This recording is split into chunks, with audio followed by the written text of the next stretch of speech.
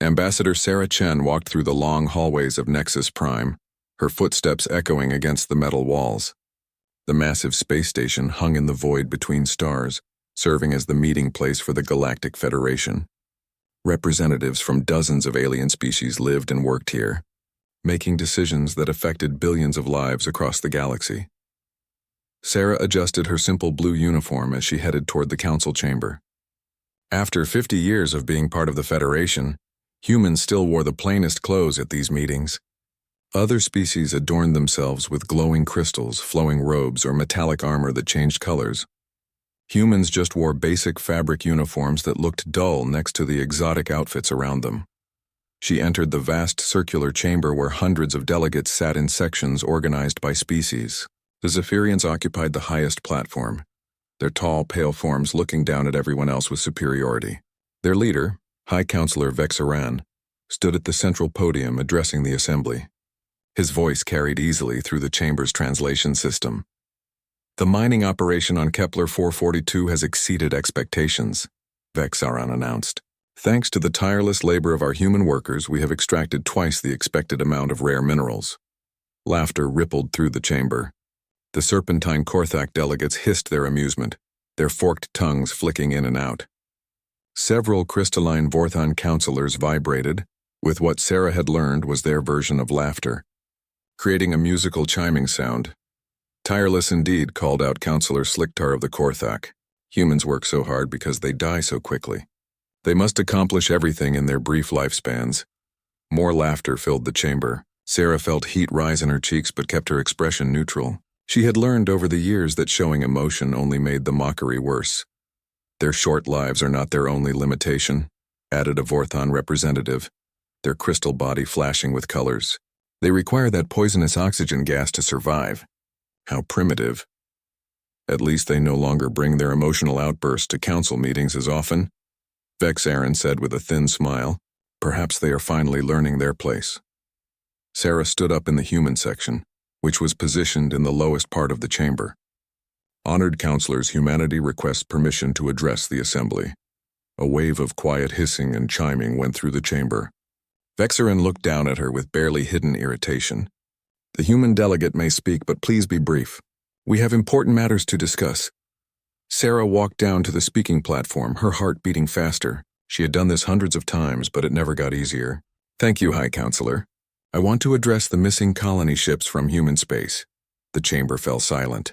Sarah continued. 3 ships carrying civilian families have disappeared near the border of Korthak territory. The UES Harmony, the UES New Dawn, and the UES Pioneer. Together, they carried over 12,000 human men, women, and children. Counselor Sliktar raised his serpentine head. Human ships are poorly built and maintained. They probably suffered mechanical failures. Space is dangerous for primitive species. We have found no debris or distress signals, Sarah said firmly. These were well-maintained vessels with experienced crews. We request a joint investigation. Vexaran waved a dismissive hand. The Federation cannot waste resources investigating every human mishap. Your species has a history of poor navigation and technical incompetence. The chamber erupted in sounds of agreement. Hissing, chiming, and various alien sounds of approval echoed from the walls. Sarah felt her hands clench into fists at her sides. These are not mishaps, she said, raising her voice slightly. 12,000 people do not simply vanish. We have families waiting for answers. Families that reproduce too quickly and consume too many resources, said another Zephyrian counselor. Perhaps this is nature's way of solving the human population problem. The laughter that followed was louder and crueler than before. Sarah looked around the chamber, seeing the alien faces filled with amusement at human suffering. The few species that remained neutral said nothing, unwilling to defend humanity against the more powerful races. The matter is closed, Vexaran declared. We move on to the resource allocation for the new mining colonies. Sarah remained standing. I formally request that this matter be investigated by Federation security forces. Request denied, Vexaran said without hesitation. Return to your seat, human. Do not disrupt this session further. Sarah walked back to the human section, her face burning with shame and anger. Around her, the other human delegates sat in silence. They had all learned that protests only made things worse. The rest of the session continued with discussions of new trade routes, mining rights, and expansion into uninhabited systems.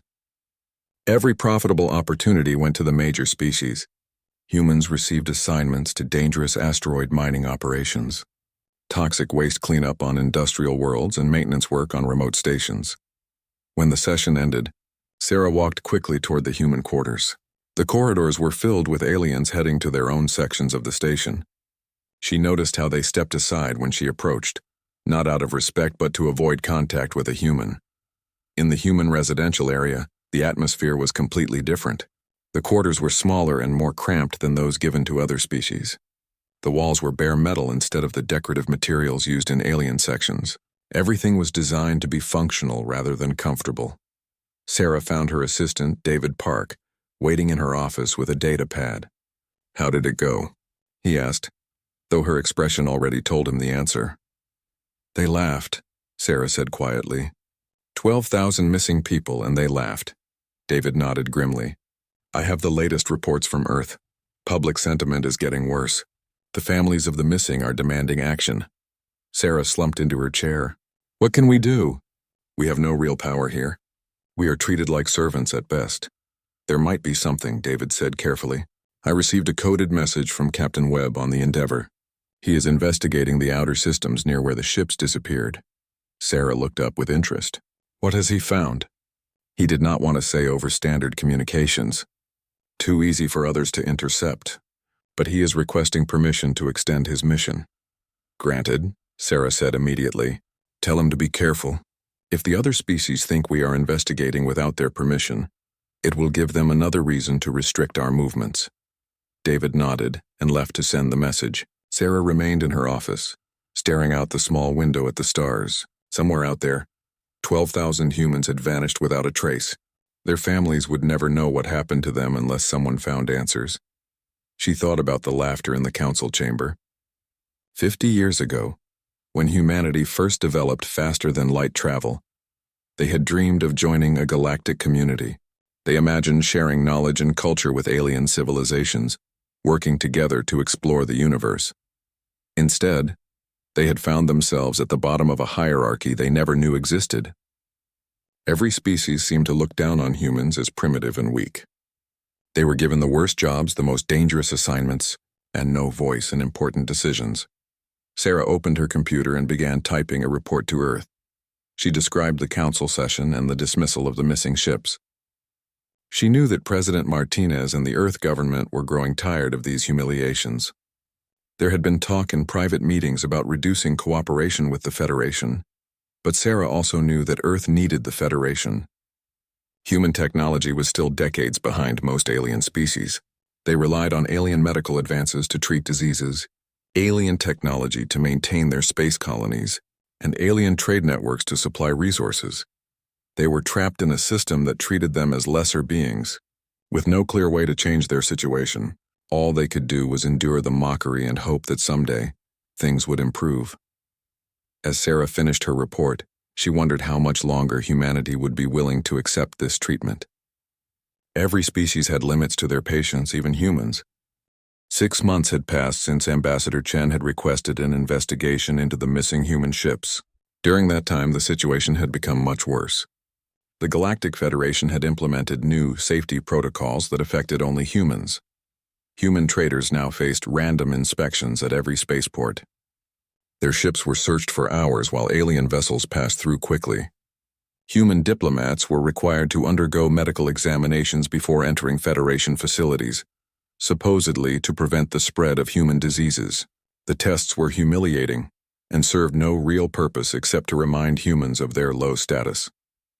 Captain Marcus Webb stood on the bridge of the exploration vessel Endeavor, studying the data on his screens. His ship was deep in the asteroid field near the border between human and Korthak space. For weeks, his crew had been searching for any trace of the missing colony ships. "Captain, we have something," called out Lieutenant Torres from the sensor station. "Debris field bearing 27 Mark IV. Webb moved to look at her screen. "What kind of debris?" "Metal fragments, some plastic compounds. The computer is analyzing the composition now." Torres worked at her controls for several minutes. "Sir, this matches the hull material used in human colony ships." Webb felt his stomach tighten. "Life signs?" "None, sir. This debris has been here for months. Take us closer. Launch a recovery probe. The Endeavour moved slowly through the asteroid field toward the debris. Webb could see pieces of metal floating among the rocks, some still showing traces of paint in human colors. The recovery probe collected several fragments and brought them back for detailed analysis. In the ship's laboratory, Chief Science Officer Dr. Lisa Park examined the debris under a microscope. Webb watched as she made her findings. These are definitely from a human colony ship, she confirmed. The metal shows evidence of energy weapon damage. Very specific pattern. What kind of weapons? Webb asked. Korthak plasma cannons. The energy signature is distinctive. This ship was attacked and destroyed. Webb stared at the evidence. How many ships could have created this much debris? At least one colony ship, possibly two. But Captain, there is something else. I found traces of the ship's computer core. If I can recover more pieces, I might be able to access some data. Do it. Find everything you can. For the next 3 days, Webb's crew combed through the asteroid field. They found more debris, personal belongings, and pieces of the ship's systems. Dr. Park worked around the clock to recover data from the damaged computer cores. Meanwhile, on Earth, Dr. Elena Vasquez sat in her laboratory at the Global Space Research Center. She had been studying the pattern of missing ships since her daughter Maria had disappeared aboard the UES Pioneer. Elena was a computer specialist who had worked on Federation communication systems for 20 years. Using her access to shipping records and communication logs, Elena had discovered something disturbing. All 12 of the missing ships had been carrying specific types of passengers. The UES Harmony carried 500 families with young children. The UES New Dawn transported a group of scientists and engineers. The UES Pioneer had her daughter's class of space navigation students. Elena created a detailed analysis of the missing passengers. Children, scientists, engineers, doctors, teachers, all the people who represented humanity's future in space. It was not random. Someone was specifically targeting the most valuable members of human society. She sent her findings to Ambassador Chen and requested a meeting with Federation officials. The response was quick and dismissive. Her access to Federation databases was revoked for security violations. Her request for a meeting was denied. Back in the asteroid field, Dr. Park finally managed to recover partial data from a ship's computer. She called Captain Webb to the laboratory with excitement and dread in her voice. "I found something, sir. Communication logs from just before the ship was destroyed." Webb looked at the recovered text on her screen. The messages were fragmented but readable. "Unknown vessels approaching. They are not responding to communications. Captain, those are Korthak ships. They are targeting our engines. We cannot escape. Sending distress signal. They are demanding we shut down our engines and prepare to be boarded." The final message was chilling. "They are taking the children first. Maria, if you ever hear this, know that we fought. They are not killing us. They are loading us onto their ships. Why are they keeping us alive?" Webb felt cold. "This proves the Korthak attacked them. But why take prisoners?" "I do not know, sir. But there is more data here. References to other ships, other captures. This was not an isolated attack." Webb immediately sent a coded transmission to Ambassador Chen on Nexus Prime. He included all the evidence his crew had found. Within hours, he received orders to return to Federation space immediately. Ambassador Chen presented the evidence to an emergency session of the Galactic Council. The chamber was less crowded than usual, but all the major species were represented. Chen stood at the speaking platform with confidence she had not felt in months. "Honored counselors, I have proof that human civilian ships have been attacked by Korthak vessels. The evidence shows that passengers were taken alive rather than killed. We demand an immediate investigation." High Counselor Vex Aran looked bored. "The human delegate presents debris and claims it proves Korthak involvement. This is circumstantial at best." Counselor Sliktar of the Korthak rose from his seat. His serpentine body moved in what humans had learned was a dismissive gesture. "The Korthak do not attack civilian vessels. If human ships entered our territory without permission, they were dealt with according to our laws." "These ships were in neutral space," Chen said firmly. "The attack was unprovoked." "The word of humans is not reliable," Sliktar replied. "Your species is known for creating false evidence to avoid responsibility for their failures." The chamber filled with sounds of agreement from the alien delegates. Chen felt the familiar burning sensation of humiliation, but she pressed on. "We have computer logs from the attacked ship. voice recordings of the crew during the attack. This is not fabricated evidence. High Admiral Zextar, a Zephyrian military commander, stood to address the chamber. Even if these attacks occurred, the Korthak have the right to defend their borders. Human ships are poorly maintained and often carry contraband. The Korthak were probably enforcing trade regulations. By destroying civilian ships carrying families? Chen asked in disbelief. By enforcing Federation law, Zextar replied coldly. The humans should be grateful that the Korthak are willing to police the dangerous areas where human ships tend to have accidents.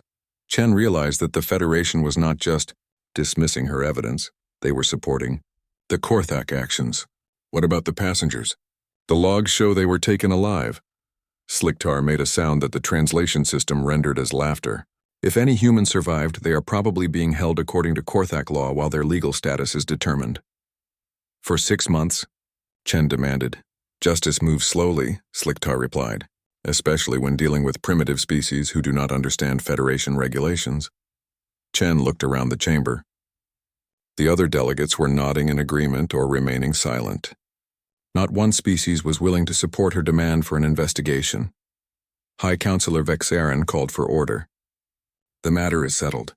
The Korthak have acted within their rights. The human delegate will return to her duties and stop making false accusations against Federation members. Chen walked back to her seat in shock. The evidence was clear, but the Federation was choosing to ignore it. Worse, they were actively supporting the species that had attacked human civilians. That night, Chen sent a coded message to Earth. She described the council session and the Federation's response. She included Captain Webb's evidence and Dr. Vasquez's analysis of the missing passengers. Her final words were carefully chosen. Diplomatic solutions are being blocked at every turn. The Federation not only refuses to help, but actively supports those who harm our people. President Martinez, the situation is worse than we thought. The other species do not see us as equals to be protected. They see us as resources to be used. On Earth, President Martinez read Chen's report with growing anger. The Federation had not just failed to help humanity, it was helping their enemies. The public was demanding action, and diplomatic protests were being ignored. Martinez called an emergency meeting with his Security Council. In the secured briefing room deep beneath the presidential building, he made a decision that would change everything. Begin Phase 1 of Reckoning Protocol, he ordered. It is time to show the galaxy what happens when they mistake our patience for weakness. The orders went out through secure channels to human facilities across known space. After 50 years of being treated as inferiors, humanity was about to reveal that they had been preparing for this day all along. Captain Webb's crew had been monitoring Korthak communications for 3 weeks when they intercepted the transmission that changed everything. Lieutenant Torres was working the night shift when the coded message came through the ship's advanced listening equipment. "Captain, you need to hear this," she called over the ship's communication system. Webb arrived on the bridge, still wearing his sleep clothes. "What do you have?" "Korthak transmission, sir. It was encrypted, but our new decoding systems broke it down. You are not going to like what you hear." Webb put on the headphones and listened to the translation. His face grew pale as the meaning became clear. The transmission was between 2 Korthak ship captains discussing their latest cargo delivery to a location outside Federation space. They talked about human prisoners like they were discussing livestock. The conversation included details about age groups, health conditions, and something called processing schedules. But the worst part came when one captain mentioned the buyers. "The devourers are pleased with the quality of the humans. They say the young ones taste better, but the adults provide more entertainment before consumption." Webb ripped off the headphones. The devourers were a species banned from Federation space decades ago for their practice of eating sentient beings. They lived in the dark regions beyond the galaxy's edge, trading only with the most criminal elements. "Record everything," Webb ordered. "Get every detail of that transmission, and start scanning for more communications on the same frequency." Over the next few days, Webb's crew intercepted more transmissions that painted a horrible picture. The Korthak had been capturing human ships for months, selling the passengers to the devourers as both slaves and food. The operation was systematic and profitable. Webb sent the recordings directly to Ambassador Chen on Nexus Prime with a priority alert. Within hours, Chen called an emergency session of the Galactic Council. The council chamber was packed. Word had spread that the humans had discovered something important about their missing people. Chen walked to the speaking platform with the evidence files in her hands. "Honored counselors, I have proof of what happened to our missing citizens." She activated the room's audio system and played the intercepted transmissions. The translated voices of the Korthak captains filled the chamber, describing their human cargo and discussing prices with devourer buyers. The details were horrific. Children were worth more because they were tender. Adults were sorted by physical condition to determine their use as slaves or food. The chamber fell silent as the recordings played. When they ended, Chen looked directly at Counselor Sliktar. "These transmissions prove that the Korthak have been attacking our ships and selling our people to creatures that eat sentient beings. This is not border enforcement. This is mass murder and slavery." Sliktar rose slowly from his seat. Instead of denying the charges, he looked around the chamber with confidence. "The recordings prove nothing except that humans are skilled at creating false evidence," he said calmly. "The voice patterns match known Korthak speech," Chen replied. "The technical analysis confirms these are genuine transmissions. Human technology is primitive." "Your analysis is worthless," Sliktar continued. Then he did something that shocked even Chen. He smiled. "But even if these transmissions were real, what of it?" A murmur went through the chamber. Sliktar was not denying the charges anymore. "The Korthak have the right to deal with trespassers in our territory as we see fit," he said. "If inferior species wander into our space, they become our property under Korthak law." "They were in neutral space," Chen said, but her voice was shaking. "Space that the Korthak have claimed by right of strength," Sliktar replied. "As for what we do with trespassers, that is our concern. If some of them serve a useful purpose by feeding our business partners, then they contribute to the galactic economy." The chamber exploded in sound, but it was not outrage at the Korthak admission. It was laughter. The same cruel laughter Chen had heard for years, but now it was celebrating the enslavement and murder of human beings. High Counselor Vexarin called for order, but he was smiling. "The Korthak counselor makes a valid point. Lesser species must learn their place in the galactic order." Chen could not believe what she was hearing. "You are talking about eating children, about slavery, about murder." "We are talking about the efficient use of resources," Vexarin replied. "The Korthak have found a way to make even human failure profitable." Admiral Zextar stood to address the chamber. "The Korthak should be commended for their creative approach to pest control. Perhaps other species could learn from their example." More laughter filled the chamber. Chen looked around desperately for any sign of support, but she saw only alien faces filled with amusement or cold indifference. Counselor Vorthak of the Korthak military stood up. Unlike Sliktar, he was direct and brutal. "Since the humans insist on discussing this matter publicly, let me be clear," he said. "The Korthak have been cleaning up the space lanes by removing inferior vessels. The passengers from these ships serve the galaxy better as trade goods than they ever did as free beings."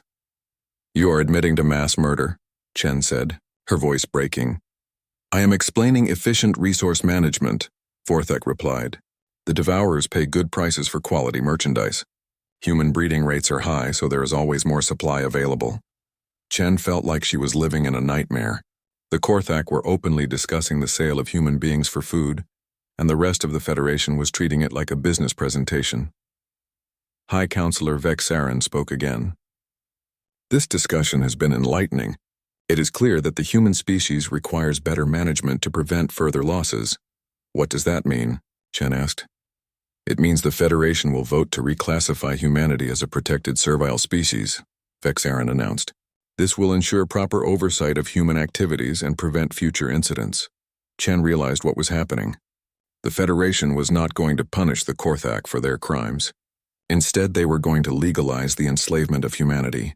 "You cannot do this," she said. "We are Federation members with full rights. You are a primitive species that has proven incapable of managing yourselves," Vexarin replied. "The Federation has a responsibility to provide guidance to lesser beings." The vote was called immediately. Chen watched in horror as species after species voted to strip humanity of its rights.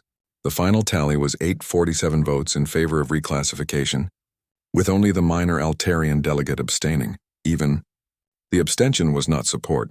The Altarian, Representative later explained that his species simply did not care enough about humans to have an opinion either way. Chen was escorted from the chamber by Federation security. In her quarters, she activated the quantum communication system that connected directly to Earth. The technology had been installed in secret years earlier, one of many preparations humanity had made while pretending to be naive and trusting. President Martinez, this is Ambassador Chen. Diplomatic solutions have failed completely. The Federation has voted to enslave our entire species. The Korthak are selling our people as food, and the other species are treating it as entertainment. She paused to collect herself before continuing. Sir, they are not going to stop with the colony ships. This vote makes every human in Federation space a legal target for capture and sale. Our people working on alien worlds, our students in Federation schools, our traders in alien ports. They are all in immediate danger. Chen's final words were spoken with a calm that surprised even her. Mr. President, 50 years of patience and diplomacy have accomplished nothing except to make us victims. The galaxy has made its position clear. They see us as animals to be bought and sold. I recommend you respond accordingly. She ended the transmission and sat back in her chair. Through her small window, she could see the lights of alien ships coming and going from Nexus Prime. Somewhere out there, 12,000 human beings were suffering unimaginable horrors because their government had chosen diplomacy over strength. The Federation had made a terrible mistake. They thought human patience was weakness. They thought human restraint was inability. They were about to learn the difference between choosing not to fight and being unable to fight. On Earth, President Martinez received Chen's message in the secure situation room.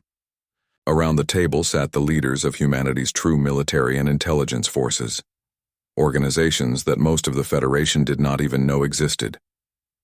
Ladies and gentlemen, Martinez said quietly, the Federation has declared war on humanity. They may not have used those words, but they have made their intentions clear. They want to reduce us to slavery and livestock. He looked around the table at the faces of people who had spent decades preparing for this day. 50 years ago, we joined the Federation with hopes of peace and cooperation. We have tried diplomacy, compromise, and patience. The result is that our children are being sold as food while alien politicians laugh about it. Martinez stood up. The Federation has chosen to see us as animals. It is time to show them what happens when they corner a dangerous animal. The orders went out immediately. Phase 2 of Reckoning Protocol was about to begin. The galaxy would learn that humanity's greatest strength had never been their technology or their numbers. It had been their ability to learn from their enemies while their enemies learned. Nothing. President Martinez stood before the cameras in the Global Broadcasting Center. His address would be transmitted to every human settlement ship and colony in the galaxy. The message was simple but would change everything. My fellow humans, today the Galactic Federation voted to remove our rights as free beings. They have declared us a servile species to be managed like animals. This decision comes after we discovered that our missing people have been sold as slaves and food to creatures beyond Federation space. Martinez paused, letting the words sink in. Across human space, millions of people watched their leader with growing anger. For 50 years, we have tried to earn respect through patience and cooperation. We have followed their laws, accepted their insults, and hoped that time would bring understanding. Instead, it has brought only greater contempt and now open enslavement. Martinez looked directly into the camera. The Federation has made their choice. Now we make ours. As of this moment, Operation Exodus begins. Every human in Federation space will return home. Every human facility will be evacuated. Every human resource will be withdrawn. Within minutes of the broadcast, humans throughout the galaxy received coded messages on their personal communicators. The messages were brief. Exodus protocol active. Phase 1 begins now. On Zephyrian Prime, Dr. James Liu was working in the planet's main atmospheric processing facility. He had spent 10 years helping to maintain the complex systems that kept the Zephyrian homeworld habitable. When his communicator chimed, he read the message and calmly began entering shutdown codes into the facility's computer system. Similar scenes played out across dozens of worlds. Human engineers quietly sabotaged the systems they had been maintaining. Human technicians corrupted data files and erased backup systems. Human doctors destroyed medical research and contaminated biological samples. But they did not act randomly or destructively. Every action was precise and calculated. designed to cripple alien infrastructure without causing immediate deaths. The goal was not genocide, but paralysis. Dr. Elena Vasquez sat in her laboratory on Earth, coordinating the largest intelligence operation in human history. For 20 years, she had worked on Federation communication systems. The aliens thought she was just a technician fixing their equipment. They never realized she had been copying their data and mapping their networks. Phase 1 is proceeding smoothly, she reported to President Martinez. Human personnel are evacuating from 347 Federation facilities. Sabotage operations are complete on 89 alien homeworlds. What about the quantum communication network? Martinez asked. Fully operational and undetected. The aliens still think we communicate using their systems. They have no idea we built our own network using technology they do not understand. The quantum communication system was one of humanity's greatest secrets. While the Federation mocked human technology as primitive, human scientists had developed faster-than-light communication systems that were invisible to alien detection methods. On Nexus Prime, Ambassador Chen was packing her belongings when Federation security forces arrived at her quarters. High Admiral Zextar led the group, his pale Zephyrian features twisted with anger. "You are confined to quarters pending investigation of sabotage activities," he announced. "What sabotage?" Chen asked innocently. "Every human facility in Federation space has suffered simultaneous equipment failures. Atmospheric processors, computer networks, medical facilities, and manufacturing plants have all been damaged or shut down." Chen shrugged. "Perhaps human technology is as unreliable as you have always claimed." Zextar studied her carefully. "These were not random failures. This was coordinated sabotage." "Coordinated by whom?" Chen asked. "You have spent 50 years telling us that humans are too primitive to organize anything complex.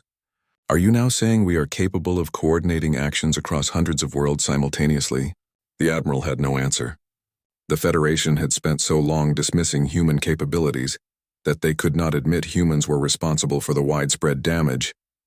Meanwhile, Captain Webb was leading his ship toward the outer edge of Federation space. His mission was different from the other evacuating humans. The Endeavour carried a team of specialists trained for deep space rescue operations. "Captain, we are receiving the beacon signal," reported Lieutenant Torres. "The signal Dr. Vasquez's team predicted?" "Yes, sir. It matches the frequency pattern she calculated the Devourers would use for their slave ships." Webb felt his jaw tighten. "Set course for the signal. Maximum speed." The Endeavour jumped to hyperspace, heading toward the dark regions where the Devourers lived. Webb knew this was the most dangerous part of Operation Exodus. His team's job was to find and rescue any surviving humans from the slave ships. On Earth, military bases that had been hidden for decades came online. The Jupiter Defense Complex, built secretly behind the gas giant's moons, revealed massive shipyards and training facilities. The asteroid mining operations in the belt had been cover for weapons manufacturing and ship construction. General Sarah Rodriguez briefed President Martinez on their military capabilities. "We have 200 combat vessels ready for deployment. Each ship is specifically designed to counter the biology and technology of different alien species." "How is that possible?" Martinez asked. "We have been studying them for 50 years while they ignored us," Rodriguez replied. "Every human who worked on alien worlds was gathering intelligence. Every diplomatic exchange provided data about their weaknesses." She activated a holographic display showing alien species and their vulnerabilities. "The Zephyrians require low oxygen atmospheres. Our ships carry atmospheric weapons that flood target areas with oxygen-rich gas, making their worlds uninhabitable for them." "What about the Korthak?" "Cold-blooded reptiles who cannot regulate body temperature. Our weapons can flash freeze entire areas of their ships. They become helpless within minutes." "And the Vorthans?" "Crystalline beings who depend on harmonic frequencies to communicate and think. Our sonic weapons disrupt their ability to function at the most basic level." Martinez was amazed. "You have weapons designed specifically for each species?" "More than weapons, sir. We have detailed maps of their homeworlds, their military installations, their trade routes, and their communication networks." While they were laughing at us, we were learning everything about them. The Federation began to realize the scope of the human withdrawal when their computer networks started failing. Human technicians had maintained most of the complex systems that kept alien civilizations running. Without them, Critical infrastructure began to collapse. On Korthak Prime, the planetary defense system shut down when its human-maintained computers crashed. The Korthak military tried to restart the system but discovered that all the technical documentation was written in human languages. They could not read the Forthan crystal matrices that controlled their manufacturing and transport networks began producing random harmonic frequencies instead of useful data. The few Vorthons who had worked with humans tried to fix the problems but found that the humans had been the only ones who truly understood how the systems worked. High Counselor Vexaran called an emergency session of the Galactic Council. The chamber was only half full because many delegates could not travel. Their ships' navigation systems had failed when human technicians stopped maintaining them. The human evacuation is causing widespread damage to Federation infrastructure, Vexaran announced. We must force them to return and repair the systems they sabotaged. How do we force them? Asked a Korthak delegate. Our ships cannot reach Earth. The navigation systems are not working. Admiral Zextar tried to maintain control. Our military forces will restore order. We will capture human ships and force them to repair the damage. But privately, Zextar knew the truth. The Federation military was in chaos. Their ships could not navigate properly. Their weapon systems were malfunctioning and their communication networks were unreliable.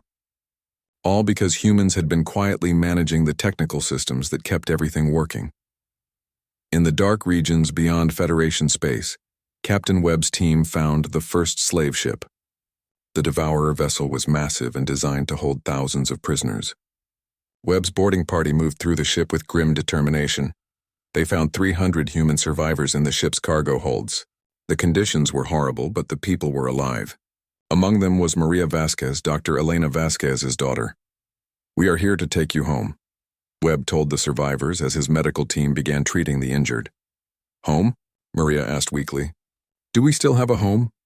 Webb smiled for the first time in months. Yes? And the people who did this to you are going to learn what happens when they hurt humans. As Webb's team evacuated the survivors, they placed charges throughout the Devourer ship. The explosion that followed sent a message to every slave trader in the dark regions. Humanity was no longer helpless prey. The message spread quickly through quantum communication networks to every human ship and facility. Operation Exodus was succeeding beyond expectations. The Federation was paralyzed, their infrastructure crippling without human maintenance. But Phase 1 was only the beginning. Soon the galaxy would learn that humans had not spent 50 years being weak and submissive about them. The first wave of human warships emerged from hyperspace near Zephyrian Prime, like ghosts materializing from the void. The Zephyrian planetary defense forces had been expecting this moment since their infrastructure began failing weeks earlier. But they were not prepared for what they saw. The human ships looked nothing like the simple exploration vessels the Federation knew about. These were predators built for war, each one designed with specific knowledge of Zephyrian weaknesses that had been gathered over 50 years of careful observation. Admiral Sarah Rodriguez stood on the bridge of the flagship Terra's Wrath, watching the enemy planet grow larger on her screens. Begin atmospheric seeding, she ordered. Across the human fleet, specialized weapons fired invisible clouds of engineered microorganisms toward the Zephyrian homeworld. The organisms were designed to rapidly convert atmospheric gases, increasing oxygen levels to concentrations that would be toxic to Zephyrian biology. Admiral, we are receiving surrender requests from the planetary government, reported her communications officer. Too late for surrender, Rodriguez replied coldly. They voted to enslave our species. They laughed when they learned our people were being sold as food. Actions have consequences. The atmospheric conversion began within hours. Zephyrians across their homeworld started experiencing breathing difficulties as the oxygen levels rose beyond what their physiology could handle. Cities that had stood for thousands of years were evacuated as the planet became uninhabitable for its native species. Similar attacks were happening simultaneously across dozens of worlds. Human fleets struck at Korthak colonies with weapons that flash-froze entire continents, turning the reptilian species' homeworlds into icy wastelands where cold-blooded beings could not survive. Captain Webb's rescue operations had expanded into a full military campaign against the slave trade. His ships hunted down Devourer vessels throughout the dark regions, liberating human prisoners and destroying any facility involved in trafficking sentient beings.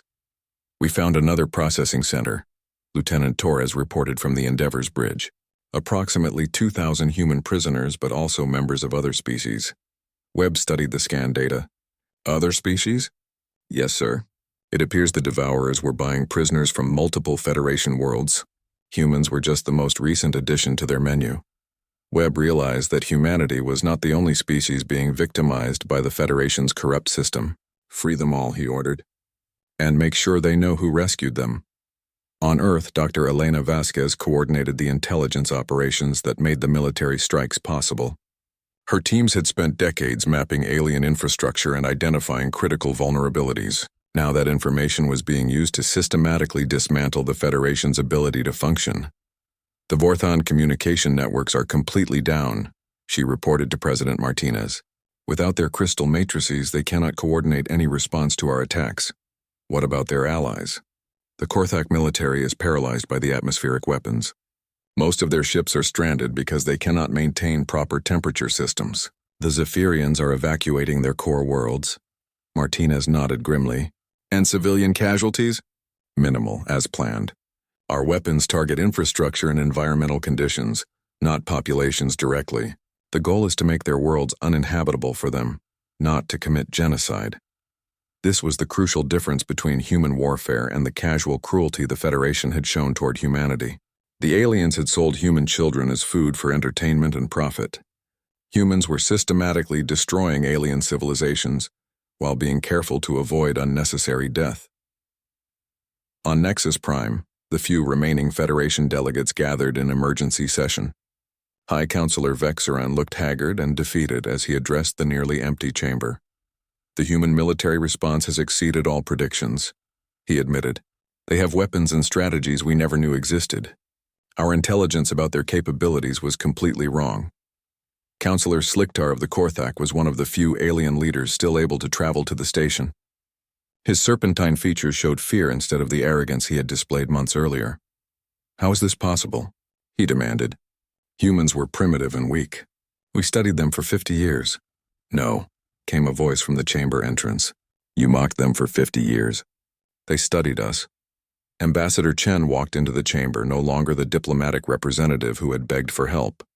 She wore the uniform of Earth's diplomatic corps, but her bearing was that of a conqueror addressing defeated enemies. You are no longer a Federation member, Vexeran said weakly. You have no authority here. I represent the species that currently has your homeworlds under occupation, Chen replied. I think that gives me authority. She walked to the speaking platform where she had once pleaded for investigation into missing human ships. You wanted to know how this was possible? Let me explain. Chen activated the chamber's display system, showing images of human facilities that the Federation had thought were simple research stations and trading posts. While you were laughing at human weakness, we were building military shipyards. While you mocked our primitive technology, we were developing weapons specifically designed to counter each of your species. While you dismissed our intelligence capabilities, we were mapping every aspect of your civilizations. The images showed massive construction facilities, advanced weapons testing, and detailed intelligence files on every major Federation world. Every human who worked on your worlds was gathering information, Chen continued. Every diplomatic meeting provided data about your biology and psychology. Every trade agreement gave us access to your industrial and military systems. Vexeran stared at the displays in shock. This was planned from the beginning. No, Chen replied. We hoped for genuine cooperation and friendship, but we prepared for the possibility that you would prove to be exactly what you turned out to be. Bullies who mistake kindness for weakness. Counselor Sliktar tried to recover some of his former arrogance. You cannot hold our worlds indefinitely. The Federation will unite against you. Chen smiled coldly. What Federation? Your communication networks are down. Your ships cannot navigate. Your worlds cannot support your populations. The only thing holding your civilizations together right now is human restraint. She gestured to the displays, which now showed the extent of human military capabilities. We could have destroyed your species completely within the first week. Instead, we chose to make your worlds uninhabitable while providing evacuation opportunities. Even now, after everything you have done, we are showing more mercy than you ever showed us. The truth of her words was undeniable. Human forces controlled the space around every major Federation world, but they were not slaughtering populations. They were forcing evacuations and destroying infrastructure, making it impossible for the alien governments to function while allowing civilian populations to flee to safer worlds. "What do you want?" Vexaran asked finally. "Complete reparations for the humans who were kidnapped and sold," Chen replied. "The return of all human remains for proper burial. Full disclosure of every species and government that participated in the slave trade, and permanent expulsion of humanity from Federation space." "Expulsion? We no longer wish to be part of your organization. We are forming our own confederation with the species we rescued from the slave traders. Unlike your federation, membership will be based on mutual respect rather than hierarchy."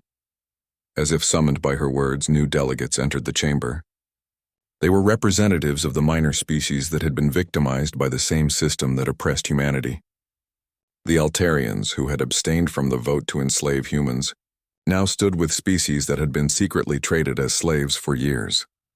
"The Terran Confederation offers protection and membership to any species tired of being exploited by the major powers," Chen announced. "We have learned the value of treating allies as equals rather than subjects." Captain Webb's voice came through the chamber's communication system.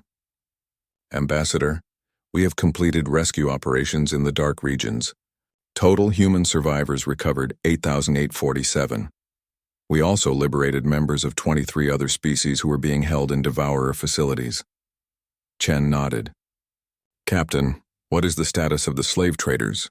"All devourer facilities have been destroyed. Any ship or station involved in trafficking sentient beings has been eliminated. The survivors report that the devourers are extinct as of 3 days ago." A chill went through the chamber.